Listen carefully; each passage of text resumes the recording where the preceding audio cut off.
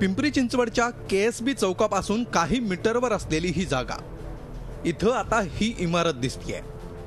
वास्तविक या जागेवर शिक्षण प्रसारक मंडळीची इंग्रजी माध्यमाची शाळा उभी राहू शकली असती। पिंपरी चिंचवड प्राधिकरणानं अतिशय स्वस्तात ही जमीन शिप्र मंडळीला दिली होती। 1997 मध्ये ही जमीन ताब्यात आली, मात्र शिप्र मंडळींनी तिथं शाळा बांधलीच नाही। त्यामुळे प्राधिकरणानं ही जमीन परत घेतली। शिप्रच्या कारभाऱ्यांच्या निष्क्रियतेमुळे कोट्यवधींच्या या जमिनीवर पाणी सोडावं लागलं। मात्र या जमीन व्यवहारात शिप्र मंडळी आणि प्राधिकरणाच्या अधिकाऱ्यांनी गोलमाल केल्याचा आरोप प्राधिकरणाचे तत्कालीन अध्यक्ष अगस्ती कानिटकर यांनी केलाय। ही जागा 4 लाखाला शिप्र मंडळीला दिलेली होती। ही प्राधिकरणाला परत 4 लाखातच 3 लाखातच परत भेटली ही। आणि आत्ताचा प्राधिकरणाचा ऑफिशियल रेट जो होता तो 1000 रुपये आहे अंदाजे, आणि बाहेर मार्केट रेट आहे 3,500-4,000 रुपये। ही प्लॉट ज्यावेळेला विकला त्यावेळेचा वरचा जो डिफरन्स आहे 2,500-3 हजाराचा, तो अधिकारी आणि शिप्र मंडळी यांनी वाटून खाल्ला। तो शिवसेना कार्यकर्ते काशीनाथ जगताप या प्रकरणी तक्रार दाखल करणार आहेत। शिवसेना पक्षप्रमुख उद्धव ठाकरे, मुख्यमंत्री देवेंद्र फडणवीस आणि शिक्षण मंत्री विनोद तावडे यांच्याकडेही ते आपली नाराजी व्यक्त करणार आहेत।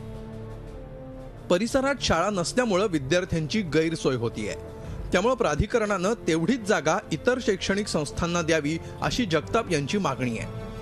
ती जागेची पूर्ण वाट लावून टाकलेली आहे। स्थानिक मुलांचं या ठिकाणी खूप मोठ्या प्रमाणात नुकसान झालेलं आहे, आणि असे जे प्रकार केलेत हे माफ करण्यासारखे प्रकार नाही आहेत। त्यामुळं आम्ही यांच्यावरती कायदेशीर गुन्हा दाखल करणार आहोत। यांचं पत्र आम्ही मुख्यमंत्र्याला देणार आहे आणि शिक्षण मंत्र्यांना एक पत्र देणार आहे।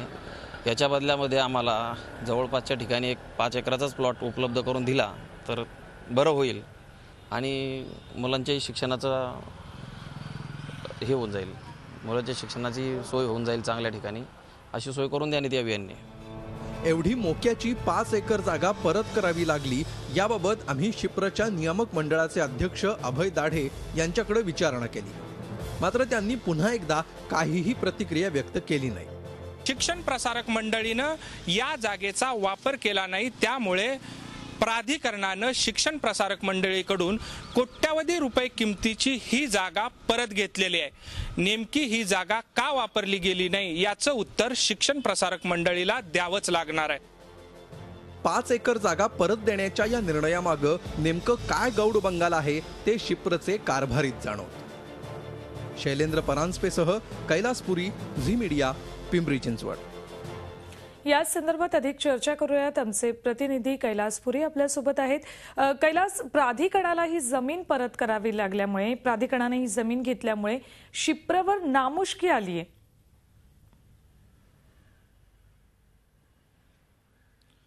नक्कीच आहे सुवर्णा, एकूण जर ही जागा पाहिली, या जागेचं ठिकाण पाहिले तर कोट्यावधी रुपयांची ही जागा, मोक्याची जागा आहे, आणि ही जागा परत देण्याची नामुष्की शिप्रवर आलेली आहे। मुळामध्ये शिप्रने या जागेवर शाळा उभारणं गरजेचं होतं, मात्र जाणीवपूर्वक या ठिकाणी दिरंगाई करण्याचा आरोप केला जातोय। अधिकारी आहेत त्यांच्या साठ्यालोट्यांनी ही जी जमीन आहे ती जाणीवपूर्वक तशीच पडीक ठेवण्यात आली, जेणेकरून ही परत जमीन प्राधिकरणाला जाईल अशा पद्धतीनं ही व्यूहरचना आखण्यात आली, आणि त्याच्यामुळे या परिसरातील जे मुलं आहेत ते एका शाळेला वंचित झालेले आहेत। केएसबी चौक आरटीओ जवळचे पिंपरी चिंचवडमधल्या जी मुलं आहेत ती दूर दूर शाळेला जातात। या ठिकाणी जर शाळा असली असती तर नक्कीच विद्यार्थ्यांचा फायदा झाला असता, मात्र शिक्षण प्रसारक मंडळाच्या काही पदाधिकाऱ्यांच्या निष्काळजीपणामुळे, निष्क्रियतेमुळे ही जागा प्राधिकरणाला परत द्यावी लागलेली आहे। सुवर्णा, झी 24 तास रहा एक पाऊल पुढे।